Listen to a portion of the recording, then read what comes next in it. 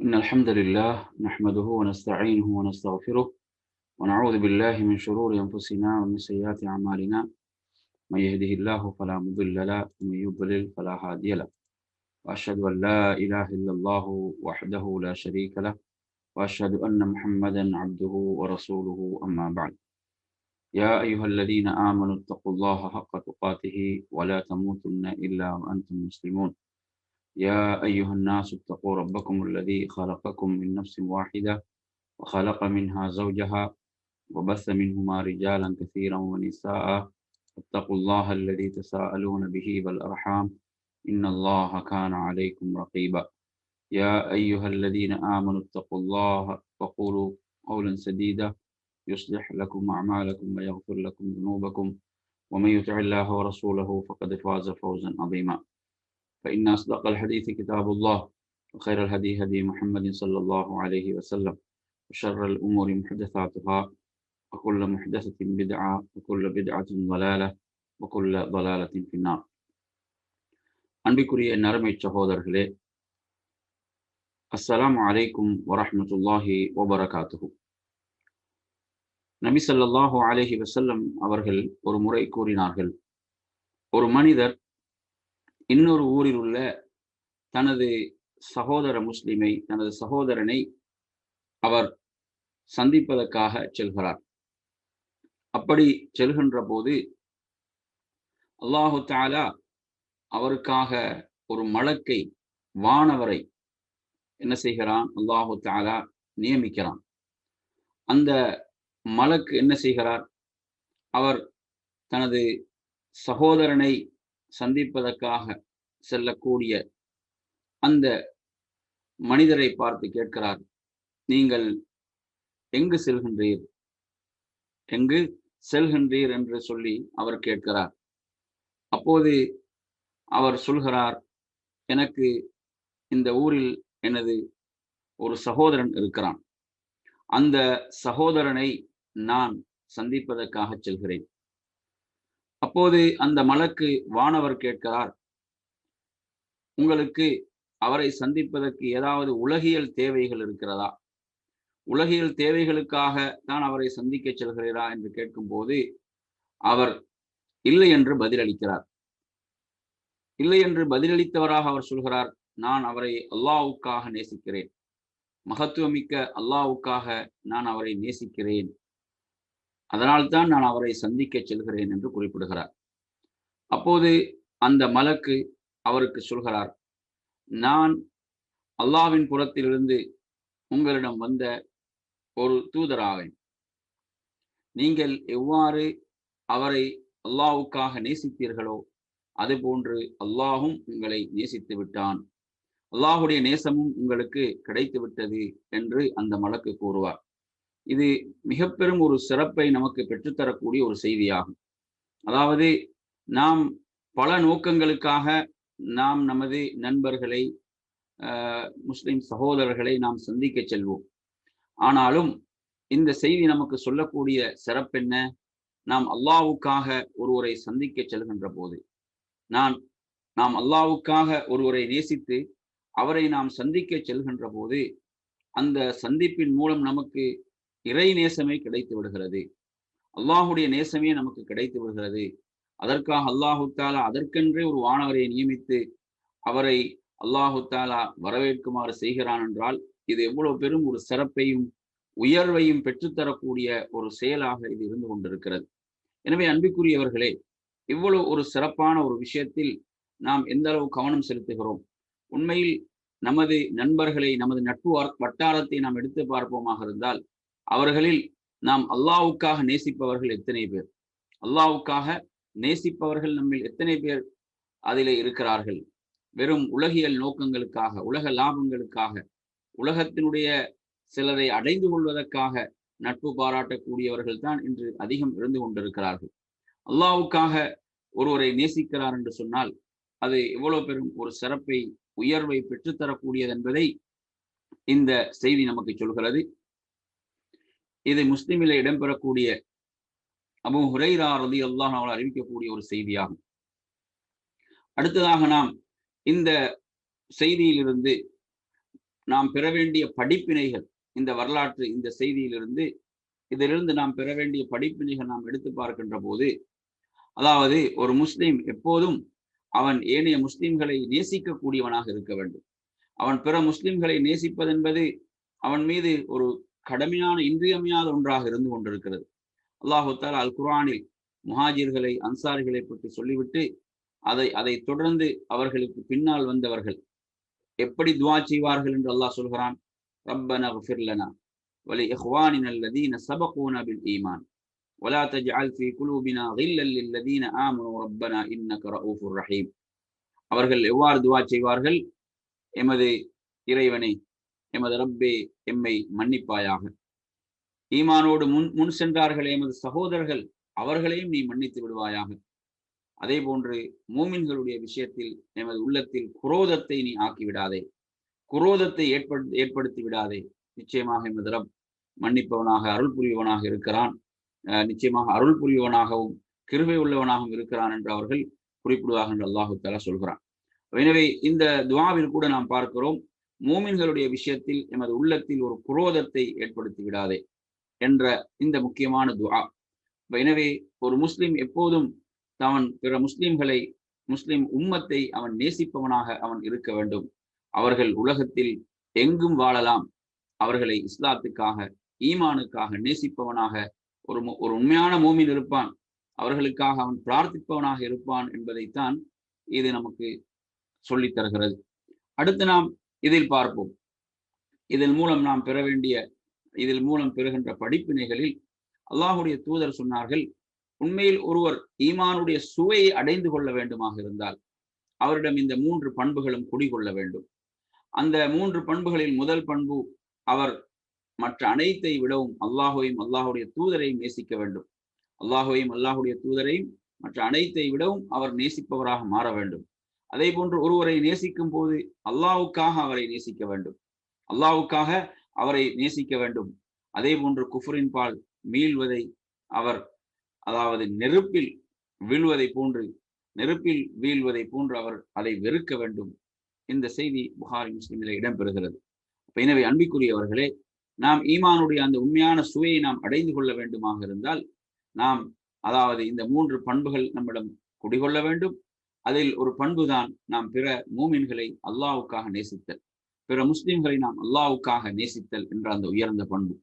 அடுத்து என் அருமை சகோதரர்களே, அல்லாஹுடைய தூதர் ஸல்லல்லாஹு அலைஹி வஸல்லம் அவர்கள் குறிப்பிட்டார்கள். இதில் இந்த செய்தியிலிருந்து நாம் பெறக்கூடிய 3வது படிப்பினையாக, அதாவது அல்லாஹுடைய தூதர் சொன்னார்கள், எனது உயிர் எவன் கைவசம் இருக்கிறதோ அவன் மீது சத்தியமிட்டு சொல்கிறேன், நீங்கள் நம்பிக்கை கொள்ளாதவரை நீங்கள் சுவர்க்கம் நுழைய முடியாது, சூனம் நுழைய முடியாது. நீங்கள் ஒருவரை ஒருவர் நேசிக்காதவரை நீங்கள் நம்பிக்கை கொண்டவர்களாக மாட்டீர்கள். நீங்கள் ஒருவரை ஒருவர் நேசிக்காதவரை நீங்கள் நம்பிக்கை கொண்டவர்களாக மாட்டீர்கள் என்று சொல்லிவிட்டு சொன்னார்கள், உங்களுக்கு மத்தியில் நேசம் உருவாகின்ற ஒரு விடயத்தை நான் உங்களுக்கு அறிவிக்கட்டுமா? இதை நீங்கள் செய்தால் உங்களுக்கு மத்தியில் நேசம் உண்டாகிவிடும், நேசம் உருவாகிவிடும் என்ற ஒன்றை உங்களுக்கு அறிவிக்கட்டுமா என்று கேட்டுவிட்டு சொன்னார்கள், உங்களுக்கு மத்தியில் நீங்கள் சலாத்தை பரப்புங்கள். அஸ்ஸலாமு அலைக்கும் வரஹ்மத்துல்லாஹி வபரகாத்துஹு என்பது அது நமது உள்ளத்திலிருந்து அது வெளிப்பட வேண்டும்.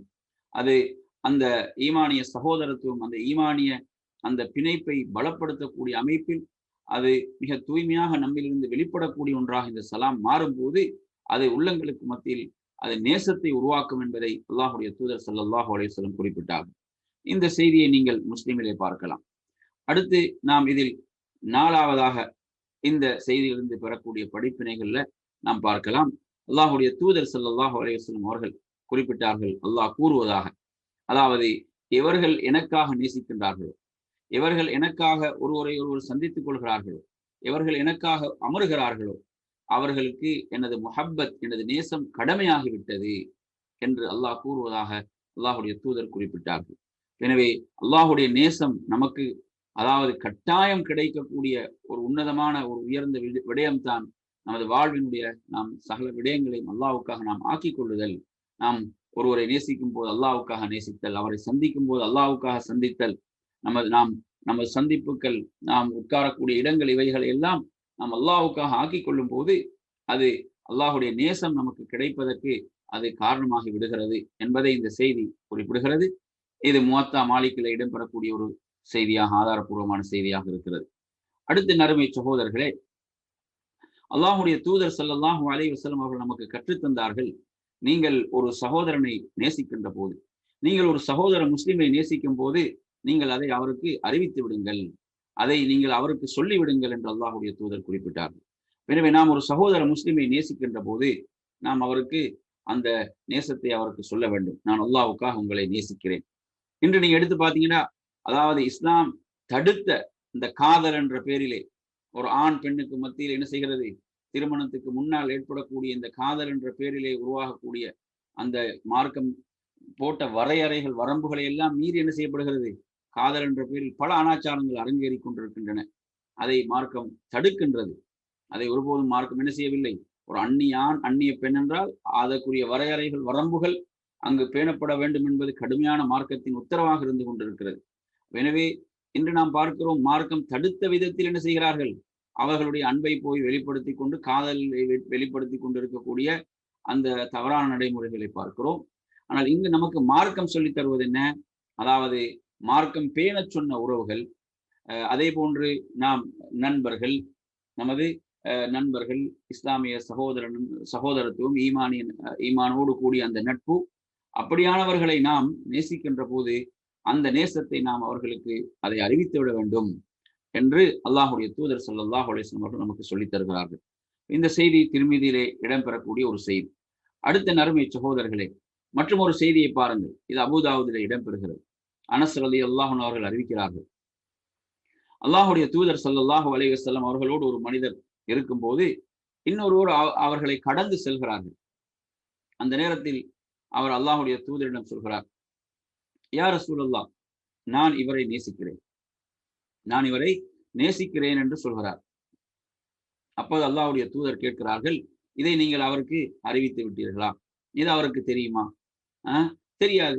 அப்படி என்றால் நீங்கள் அவரிடம் போய் அதை சொல்லுங்கள், அவரிடம் போய் நீங்கள் சொல்லுங்கள். எவ்வாறு? இன்னி உஹிப்புக ஃபில்லாஹ். அவர் போய் எப்படி சொன்னார், அல்லாஹ்வுக்காக நான் உங்களை நேசிக்கிறேன், இன்னி உஹிப்புக ஃபில்லாஹ். அதற்கு அவர் எவ்வாறு பதில் சொல்வார், அஹப்பகல்லதி அஹபப்தனி லஹு. அதாவது நீங்கள் எதற்காக என்னை நேசித்தீர்களோ அதற்காக அல்லாஹ் உங்களை என்ன செய்யட்டும், அல்லாஹ் உங்களை நேசிப்பானாக என்று சொல்லி அவர் என்ன செய்யட்டும், இவ்வாறு பதிலளிக்கட்டும் என்று நமக்கு மார்க்கம் கற்றுத்தருகிறது. எனவே இன்று இந்த ஒழுங்கும் பலர் என்ன செய்வது, இப்படி மார்க்கம் சொல்லி தந்த இந்த சுன்னாவும் பலரிடத்தில் நடைமுறை இல்லை.